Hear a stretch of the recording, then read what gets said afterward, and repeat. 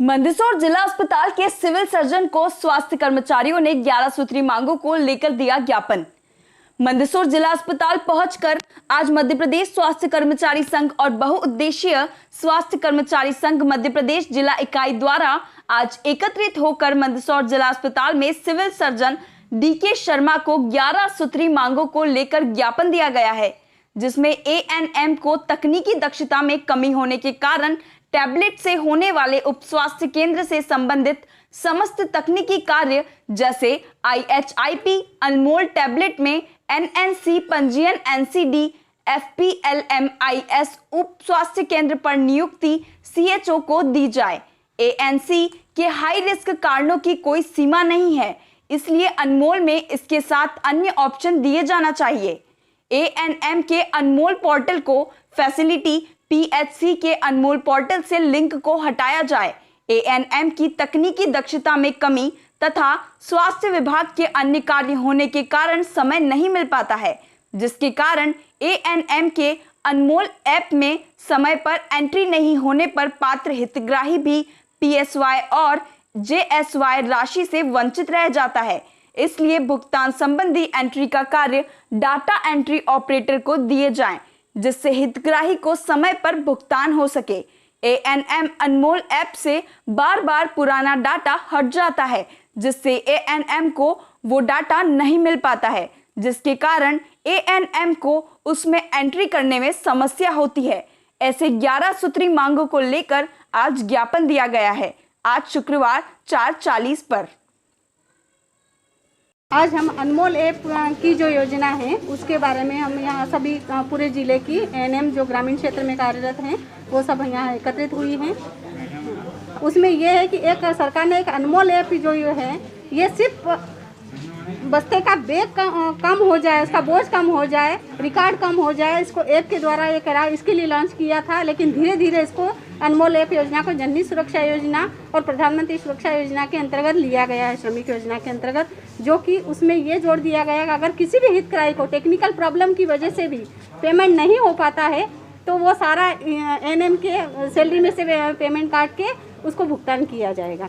एक ANM की इतनी सैलरी भी नहीं है कि इतनी गर्भवती महिलाएं हमारे पास है, 100 से 150 200 गर्भवती महिलाएं साल की होती हैं, उसमें से कम 95% श्रमिक की गर्भवती महिलाएं होती हैं जिनको हितग्राही को पेमेंट करना होता है। तो अगर ANM 4 को कर देगी पेमेंट तो बाकी को कहाँ से पेमेंट करेंगे, है ना। जबकि हम लोग सारी एंट्रियां करते हैं, उसमें समग्र ID खाता, बैंक खाता, सारी चीज़ें उसमें डिटेल डालते हैं, लेकिन कुछ नए नए वर्जन हर वक्त हर 2-4-8 दिन में अपडेट होते रहते हैं और उन अपडेट की वजह से वो डाटा वापस कपल में चला जाता है और वापस उसमें ANC भी नहीं आ पाता है और इसी कारण से वो नो डाटा फाउंड बताता है और हितग्राही को पेमेंट नहीं हो पाता है। इसकी सूचना हम लिखित में ब्लॉक लेवल पे देते हैं, जिला लेवल के अधिकारी को बताते हैं, भोपाल राज्य लेवल पे बताते हैं, लेकिन उनसे भी इस समस्या का सॉल्यूशन नहीं हो पाता है और ANM के खाते से राशि काट के हितग्राही को भुगतान करने के आदेश निकाल दिए गए हैं। आपका नाम? बबीता चौहान, महिला स्वास्थ्य कर्मचारी संघ की अध्यक्ष। हाँ, ये हमारे स्वास्थ्य विभाग के ही सभी स्टाफ है हमारा और सभी दूरस्थ ग्रामीण अंचलों में पदस्थ स्टाफ नर्सेस ANMs LHVs हैं। शासन की जो योजनाएं हैं जिसमें JSY स्कीम आती है, PSY आती है, जननी सुरक्षा योजना, प्रसूति सहायता योजना, ऐसी बहुत सारी शासन की लाभकारी योजनाएं हैं जो हमारी जो सिस्टर्स हैं, ANMs हैं, LHVs हैं, ये पेरीफेरी गांव सब सेंटर लेवल पर, विलेज लेवल पर हर गर्भवती माता का रजिस्ट्रेशन एक ऐप में होता है। उसकी ड्यूटी जो है ANMs की रहती है कि हर गर्भवती माता की पूरी जानकारी उस ऐप में डालें। उसके बाद जो है शासन की नीतियों के फलस्वरूप उस लेडी को एंटीनेटल पीरियड में, यानी वो जब गर्भावस्था में होती है तब, और डिलीवरी के बाद शासन के योजनाओं के फलस्वरूप उसको मानदेय मिलता है। अब प्रॉब्लम ये आ रही है इन लोगों को कि जो ऐप है कंप्यूटर में, जो ऐप डला हुआ है अनमोल ऐप नाम है, उसको चलाने में इनको थोड़ी सी दिक्कत आ रही है। इनका ये कहना है कि हम एंट्रीज करते हैं फिर भी टेक्निकल एरर की वजह से पेमेंट नहीं हो पाता है और डांट फिर हमको सुनना पड़ती है। तो ये इस समस्या को लेकर के यहाँ पर आए हैं तो इसका निराकरण हम लोग करेंगे जितनी जल्दी हो सके। या तो हम जिनको चलाना नहीं आता है उनको हम ट्रेंड करेंगे। टेक्निकल एरर की जहाँ तक बात है अनमोल ऐप की, उस बारे में वरिष्ठ कार्यालय से जो है मार्गदर्शन लिया जाएगा कि कहाँ एक्चुअल प्रॉब्लम आ रही है, उस समस्या को भी दूर कर लेंगे।